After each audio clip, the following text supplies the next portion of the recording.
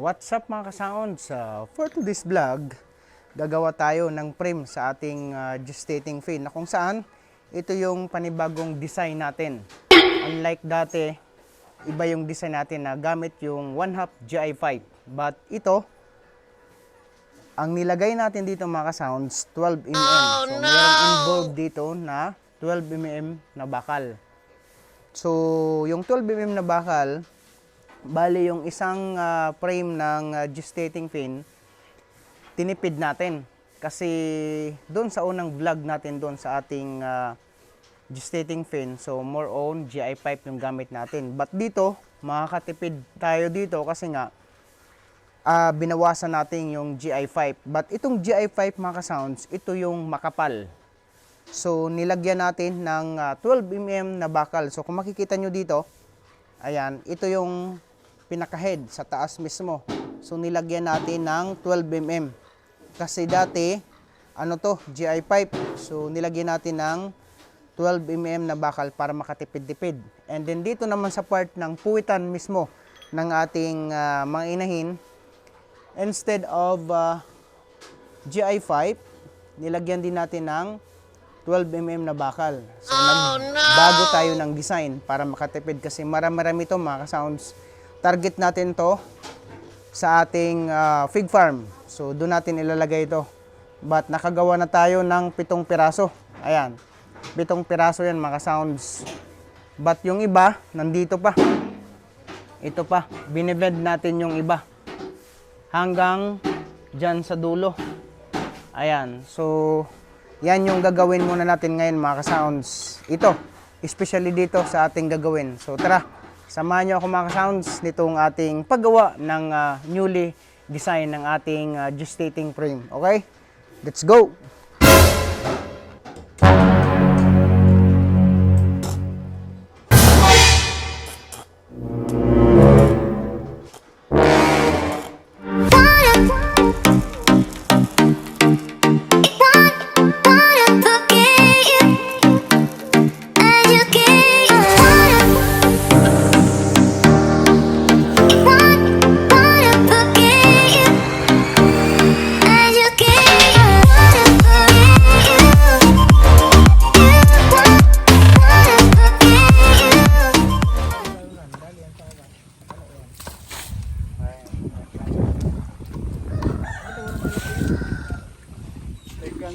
Natagay kong ito yan, pang pati, baka may isda. Isda. Tilapia. Pwede yung tilapia.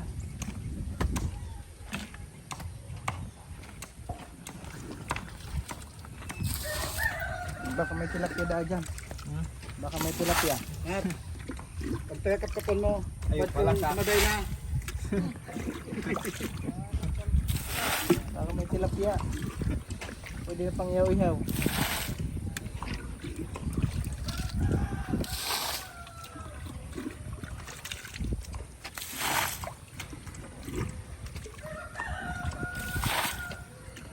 $20 minutes na lang.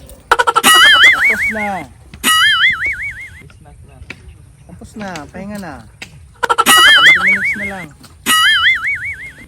Bukas. So ayan. Kung nakikita nyo mga sounds, dito sa part na to, yung lahat ng lupa na hinukay natin dito. Ayan. So nilalagay natin dun sa ating kukulamber na tabla na harang dun sa beam. Kasi nito, bubuhusan natin to pag nalagay na to lahat papunta dun. So sa ngayon, kasi yung kukulamber natin mula dito hanggang dun sa dulo. So purposely nito mga ka-sounds, yung paglagay natin ng lupa, yung lahat ng hinukay natin dito, nilalagay natin sa first na tabla or kukulamber kung tawagin dito. Kasi para pagbuhos ng semento, hindi siya magbabar down. Yun yung purpose ng lupa na lahat ng hinukay natin nilagay natin dito. Ayan, kung makikita nyo mga ka-sounds, may tubig. Ayan o. Ayan yung tubig. So, dapat malagyan natin ng lupa dito para hindi lumabas yung beam or semento na ilalagay natin dito sa ating ginagawang beam. So katulad nito. Ayan, tinatabunan natin ng lupa. Yung lahat ng mga hinukay natin dito. Ayan. So, kung makikita nyo mga ka-sounds, hanggang dun sa dulo. What the fuck? Damn!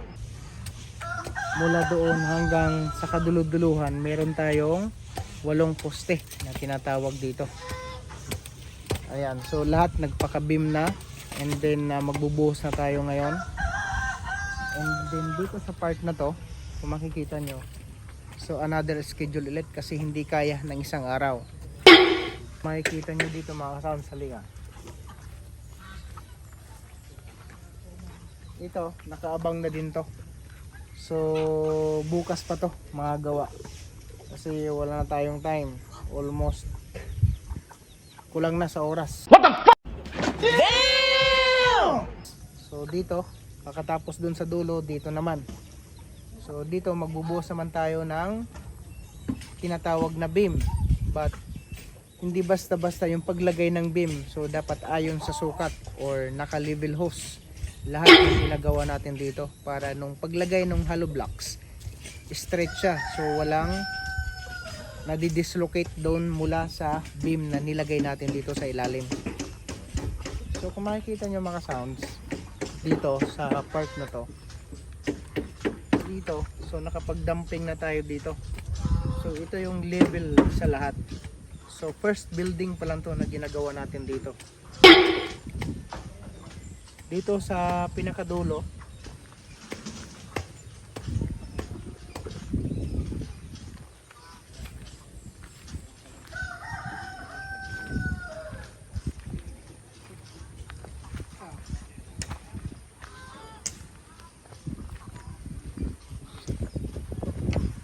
ayan, kung makikita nyo mismo dito sa part na to, so napakarami ng tubig, maraming tubig nandito.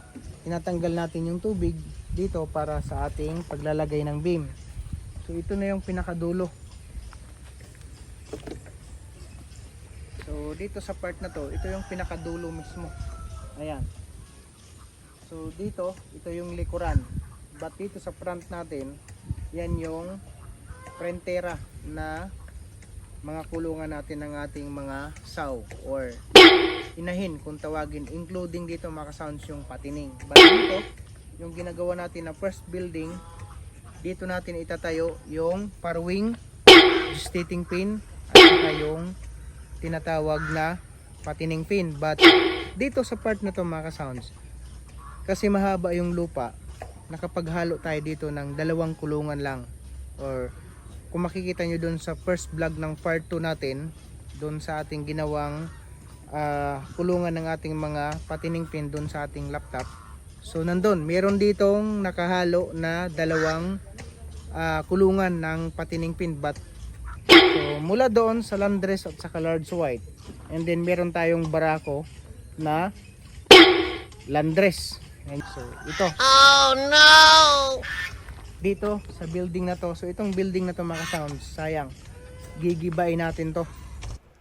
So dito mga ka-sounds, yung GI pipe na gamit natin, ito na yung makapal.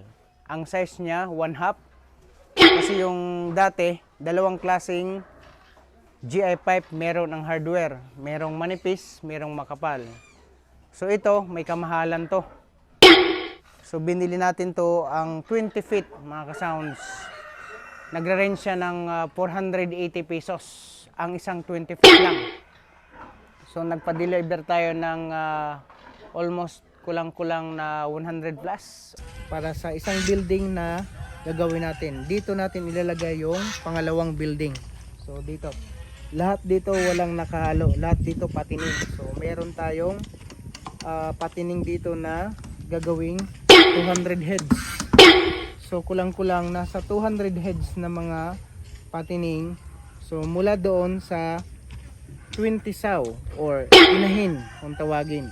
So meron tayong 20. So counting natin doon 10 na lang sa bawat isa na piglets. So dito natin ilalagay. So all in all 200 piglets na meron tayo pag nanganak na yung 20 saw natin. Kasi mostly sa mga saw merong 13, merong 14 piraso.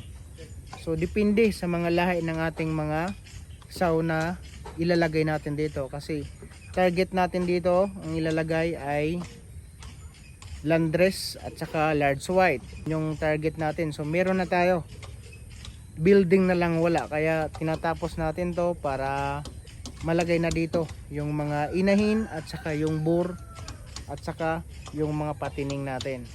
Alright,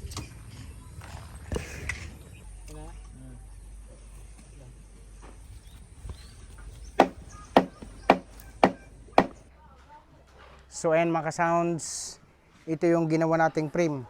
Ayan, kung makikita nyo mga ka-sounds, inispat-ispatan na muna natin, saka tayo mag full weld para mabilis yung trabaho natin sa paggawa ng ating just sitting frame.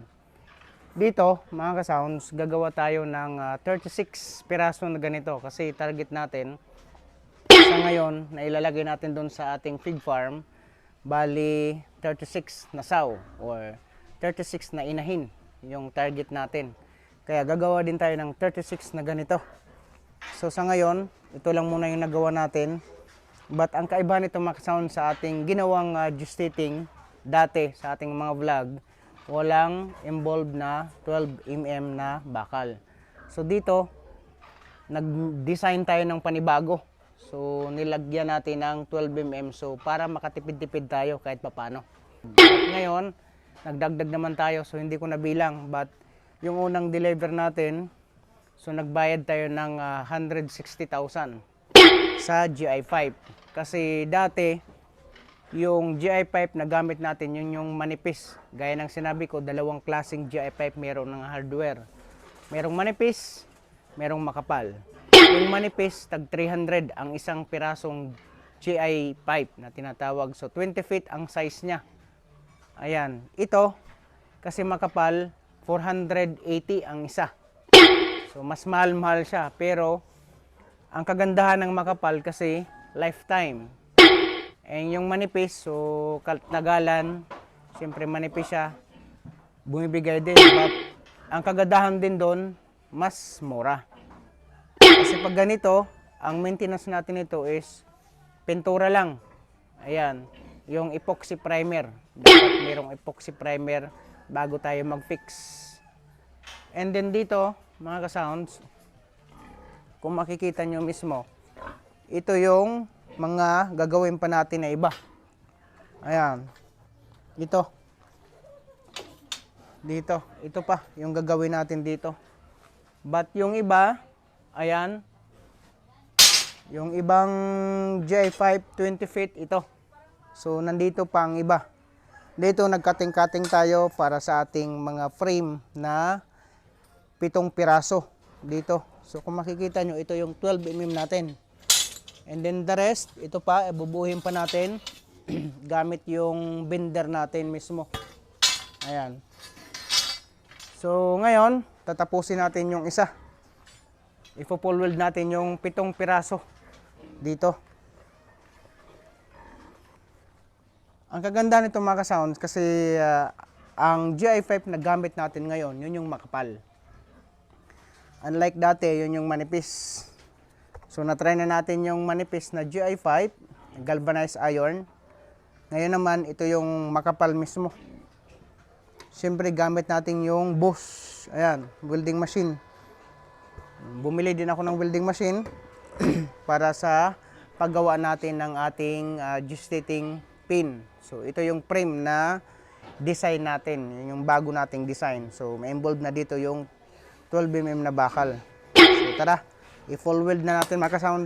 So tara, i-full weld na natin mga ka-sound. What the fuck? Damn! Ito, yung 7 piraso, bali, ispat-ispat lang muna para madali. So ngayon, magpo-full weld na tayo.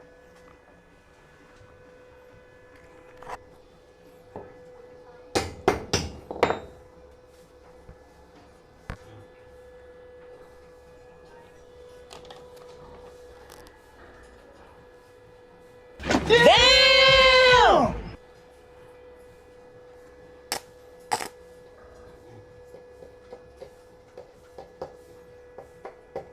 Damn!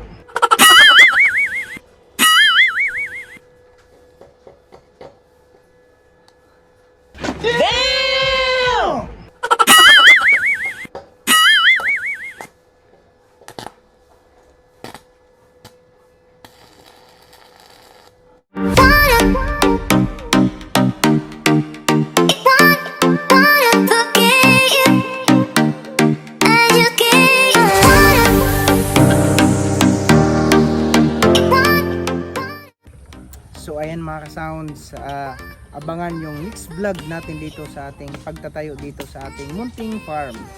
So next vlog natin mga ka-sounds, i-reveal natin yung mga codename ng ating mga tropa dito or mga libor na nandito ngayon. So meron tayo dito si Bartolome, Gaspar Baltasar, si Chowkok, si Nabucodonosor, at saka si Abubakar. So abangan mga ka-sounds sa next vlog natin dito sa ating pagtatayo dito sa ating simpleng farm. So kung baguhan ka pa lang sa aking YouTube channel, Facebook page at saka reel, don't forget to like and share and subscribe at pindutin nyo na din yung notification bell para lagi kayong updated sa mga panibagong videos na ginagawa natin dito.